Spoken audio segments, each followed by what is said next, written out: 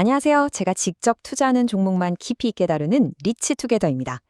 요즘 팔란티어 주가가 정말 큰 폭으로 조정을 받으면서 마음고생하시는 분들 정말 많으시죠? 이럴 때일수록 감정에 막 휩쓸리기보다는 우리 한번 냉정하게 상황을 점검해 보는 게 중요합니다. 지금 시장을 보면요. 한쪽에선 팔란티어를 미래를 바꿀 무한 돈 복사기다 이렇게 부르고요. 또 다른 한쪽에선 곧 터질 거품, 소프트웨어 대재앙의 희생양이다 이렇게 말합니다. 도대체 누구 말이 맞는 걸까요? 자, 이 화면 좀 보세요. 현재 팔란티어를 둘러싼 시장의 시각이 얼마나 극단적인지 딱 보여주죠. 한쪽에서는 AI 시대의 데이터를 지배하면서 돈을 무한정 벌어들일 그런 혁신 기업으로 보고 있고요. 다른 한쪽에서는 아니야, 금리 인상과 경기 둔화 속에서 살아남지 못할 고평가 기술주일 뿐이야 이렇게 경고하고 있습니다. 이렇게 완전히 상반된 평가가 공존한다는 것 자체가 팔란티어가 지금 얼마나 뜨겁고 또 얼마나 논쟁적인 주식인지를 증명하는 겁니다. 그래서 팔란티어의 진짜 모습은 과연 무엇일까요? 이 회사를 둘러싼 긍정적인 모멘텀과 또 숨겨진 리스크, 그 근거들을 하나하나 따져볼 겁니다. 먼저 우리가 주의 깊게 살펴봐야 할 리스크들을 꼼꼼하게 점검하겠습니다. 다음으로 왜 많은 투자자들이 이 기업에 열광하는지 그 성장 동력을 파헤쳐볼 거고요. 그리고 가장 중요한 스코어보드 섹션에서는 기관 투자자들의 돈의 흐름과 실제 재무 데이터를 통해 객관적인 사실을 확인해 볼 겁니다. 마지막으로 이 모든 정보를 바탕으로 여러분 각자를 위한 투자 전략, 바로 플레이북을 제시해 드리겠습니다. 자, 그럼 바로 시작해 볼까요? 어떤 투자를 하든 가장 먼저 해야 할 일은 최악의 시나리오를 점검하고 우리가 감당할 수 있는 위험인지 확인하는 거잖아요. 팔란티어에 대한 비판적인 시각, 즉 이 주식이 너무 비싸고 거품이 끼었다는 주장을 집중적으로 파헤쳐 보겠습니다. 모든 투자자가 마음 한구석에 품고 있는 그 두려움과 리스크를 정면으로 한번 마주해 보시죠. 팔란티어의 리스크는 크게 네 가지로 요약할 수 있습니다. 첫째, 실적에 비해 주가가 너무 비싸다는 고평가와 가치 함정의 위험. 둘째, 직원들에게 주식으로 보상을 주면서 기존 주주들의 가치가 희석되는 문제. 셋째, 정부나 국방사업과 관련해서 논란이 끊이지 않는 윤리적 문제. 그리고 마지막으로 치열한 시장 경쟁과 기술주 전반에 부는 이 차가운 바람입니다. 이 영상에서는 특히 투자자분들이 가장 우려하시는 앞에 세 가지 핵심 리스크를 집중적으로 다뤄보겠습니다.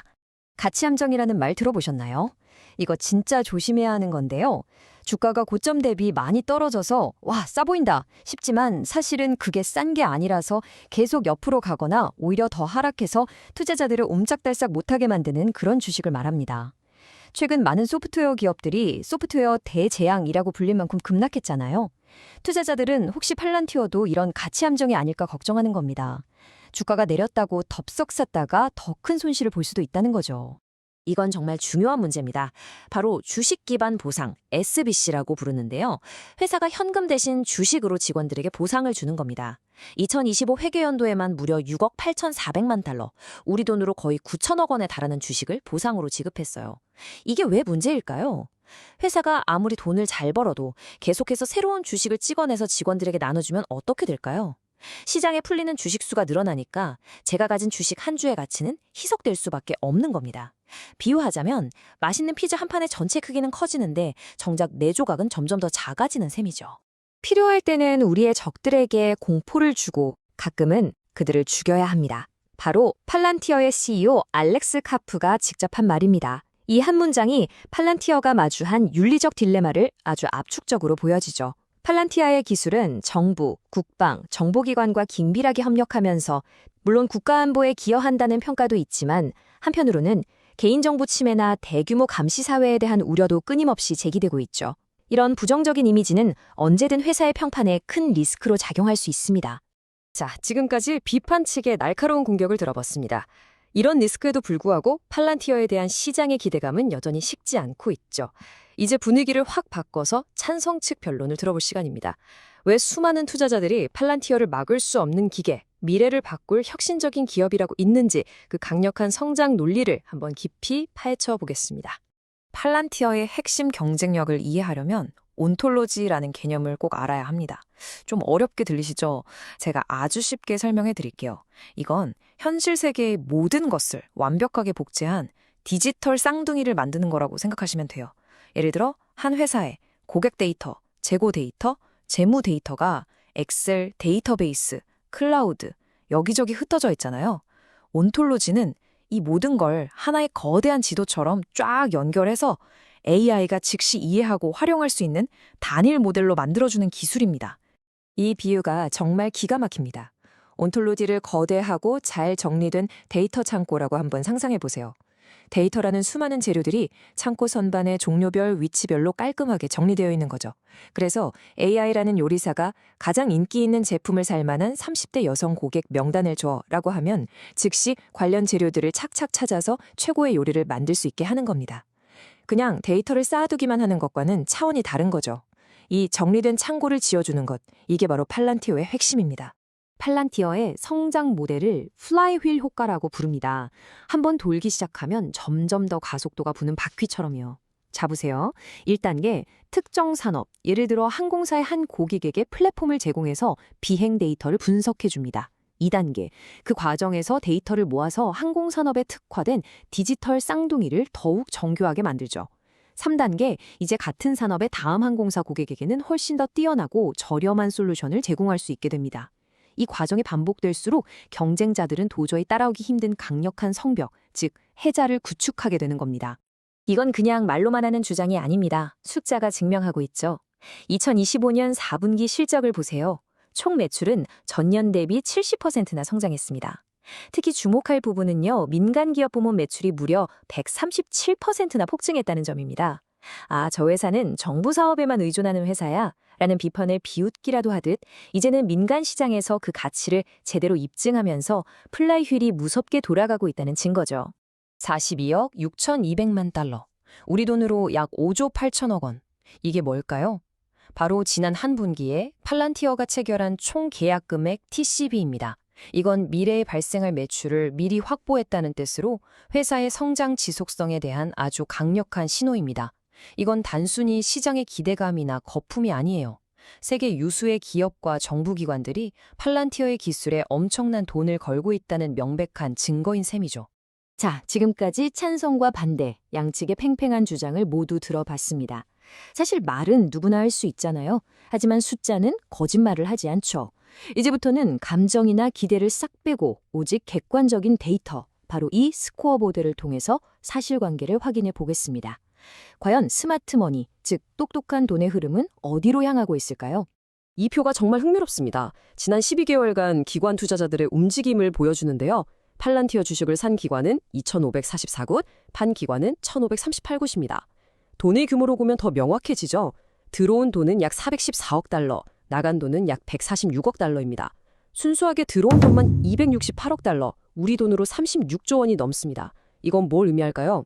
주가 변동성에도 불구하고 스마트머니라고 불리는 큰손들은 팔란티어의 장기적인 미래를 보고 계속해서 돈을 쏟아붓고 있다는 뜻입니다. 지난 4분기 재무성적표를 다시 한번 요약해 보겠습니다. 주당 순이익 EPS와 총 매출 모두 시장 예상치를 가볍게 뛰어넘었고요. 미국 민간 고객 수는 137%나 증가했습니다. 그리고 가장 중요한 조정 잉여 현금 흐름, 즉 회사가 사업으로 벌어서 금고에 쌓여둔 진짜 현금이 무려 7억 9,100만 달러에 달합니다. 잠깐 여기서 한 가지. 팔란티어 실적 보고서에서 자주 보이는 조정 잉여 현금 흐름, 영어로는 어저스티드 프리캐시 플로우입니다. 일반 잉여 현금 흐름에서 특정 항목을 더하거나 빼 기업의 실제 현금 창출 능력을 보여주는 수치인데요. 팔란티어 같은 성장 기업들은 직원 보상을 현금 대신 주식으로 주는 경우가 많습니다. 이 주식 보상 비용, SBC는 회계상 비용이지만 실제로 현금이 나가는 건 아닙니다. 그래서 이를 다시 더해 진짜 현금이 얼마인지 보여주는 것, 그게 바로 어저스티드 FCF입니다. 실적 보고서에서 이 숫자 꼭 챙겨보세요. 모든 핵심 지표에서 회사가 정말 탄탄하게 성장하고 있다는 걸 보여주고 있습니다. 그럼 기술적으로 주가 차트는 어떻게 보일까요? 초보자분들을 위해 아주 쉽게 설명해 드릴게요. 지금 많은 투자자들이 두 개의 중요한 가격대를 주시하고 있습니다. 약 126달러는 핵심 지지선으로 일종의 바닥 같은 역할을 하는 거죠. 과거에 많은 매수세가 들어오면서 주가 하락을 막아줬던 가격대라 이 근처에서는 주가가 하락을 멈추려는 경향이 있습니다. 반대로 약 147달러는 핵심 저항선, 즉 천장 같은 건데요. 이전에 매물이 많이 나왔던 구간이라 추가 상승에 부담을 느끼는 가격대입니다. 이 두 가격을 어떻게 뚫어내거나 지켜내는지가 단기적인 주가 방향을 예측하는 데 중요한 단서가 될 수 있습니다. 지금까지 우리가 살펴본 모든 정보를 종합해서 여러분 각자의 상황에 맞는 실용적인 투자 전략, 바로 플레이북을 만들어 볼 시간입니다. 먼저 안정적인 투자를 선호하는 보수적인 투자자라면 어떻게 해야 할까요? 지금처럼 변동성이 클 때는 폭풍이 지나가기를 기다리는 것이 현명한 전략일 수 있습니다. 섣불리 움직이기보다 주가가 안정을 찾거나 앞서 말씀드린 핵심 저항선인 약 147달러를 강력하게 돌파하는 것을 확인한 후에 행동에 나서는 것이 리스크를 줄이는 방법이 될 수 있겠죠. 반면에 높은 수익을 위해서 어느 정도 위험을 감수할 수 있는 공격적인 투자자라면 어떨까요?